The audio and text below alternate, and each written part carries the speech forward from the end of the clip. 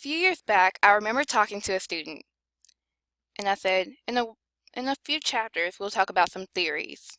And he said, wait, communication has theories? While I'm not that surprised by the conversation, I understand that people don't always realize that, yes, communication studies has different theories. And if you actually look at the theories a little bit deeper, you realize they play out in your life every single day.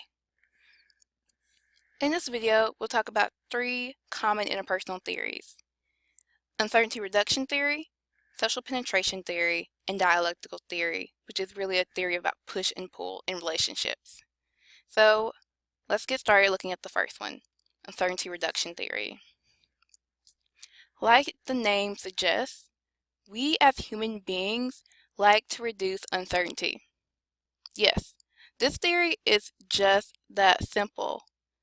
Human beings like to know information, so when we meet new people, we seek to know more about them. We want to know, well, how will this person interact with me? How will this person interact with my environment? By knowing this information and having reduced uncertainty, we feel more confident in our interactions with that person. Sometimes we even feel more confident in ourselves. Now, how we gain information can be gained passively, actively, or even interactively. Here's a scenario for you. Imagine that you are in the library.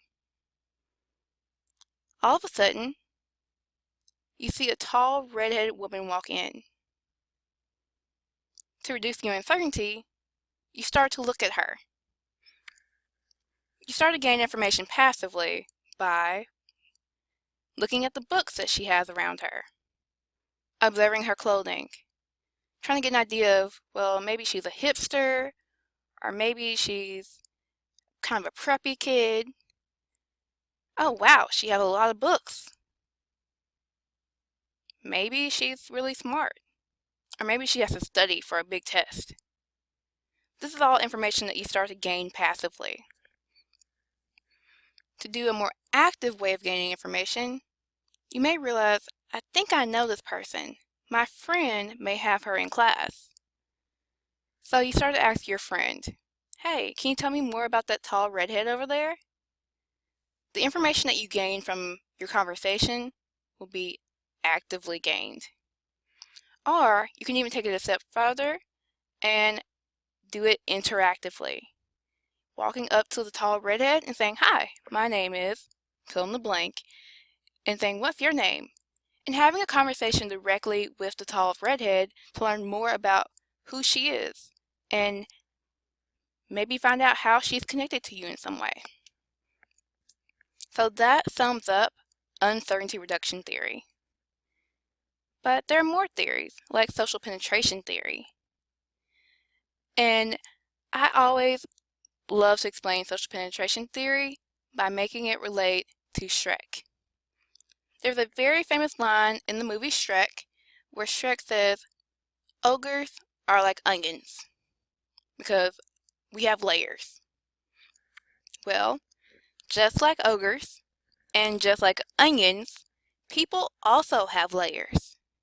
And social penetration theory digs deep into this.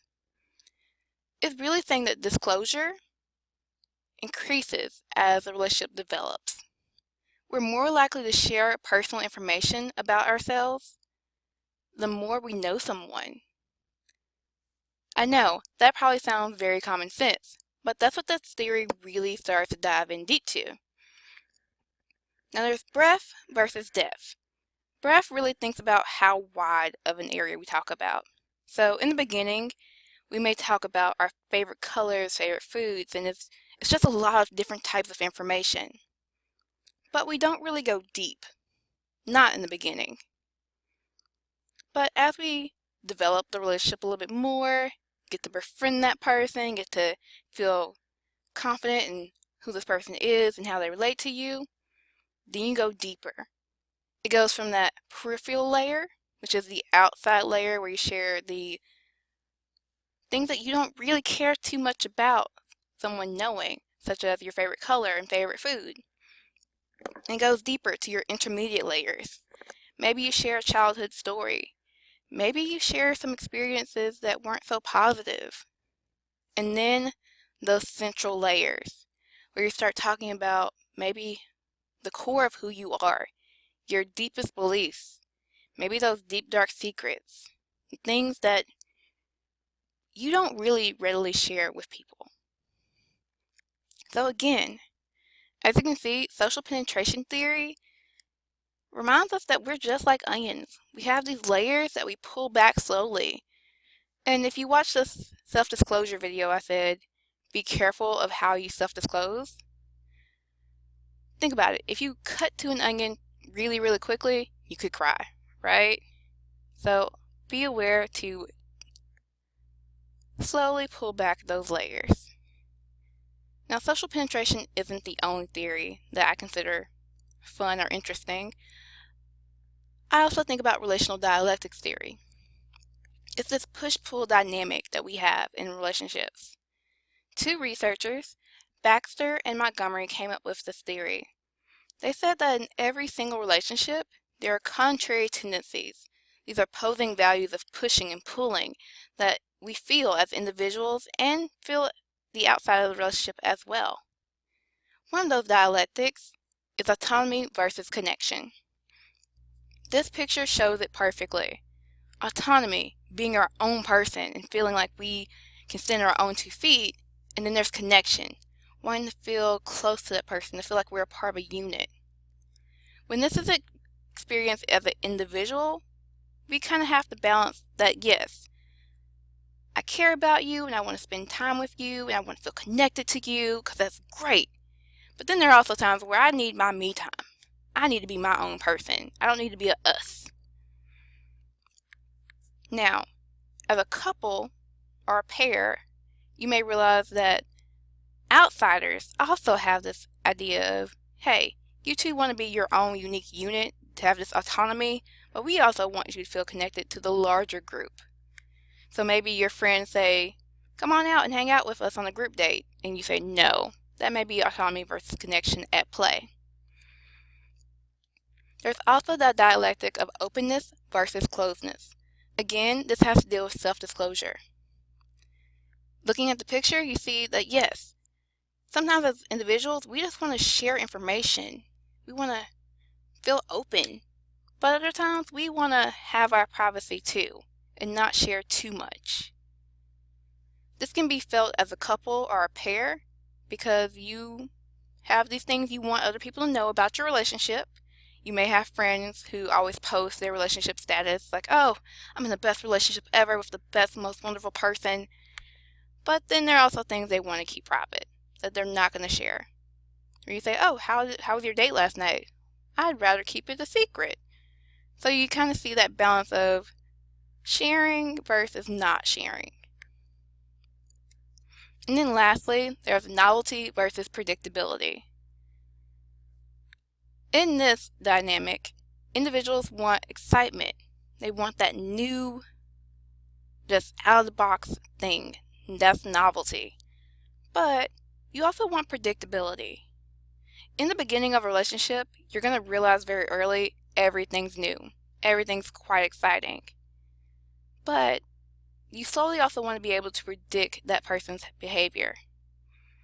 If you told your best friend a secret and you didn't know how your friend was going to respond, that would make it nerve-wracking. Now imagine that every single time you saw your best friend, that person changed their entire personality. You never knew what to expect from this person every single time you saw this person. It would get overwhelming.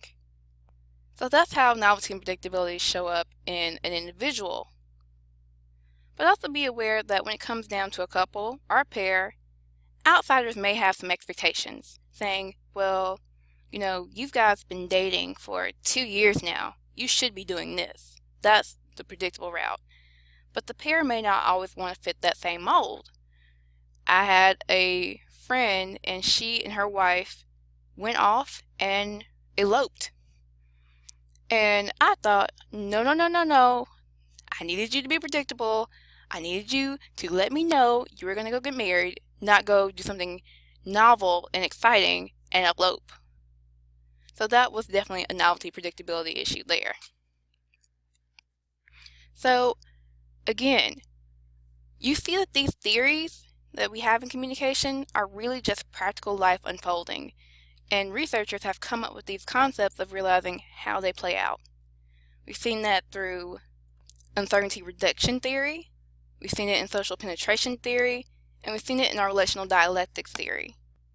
So now you'll never be like my student who says, communication has theories?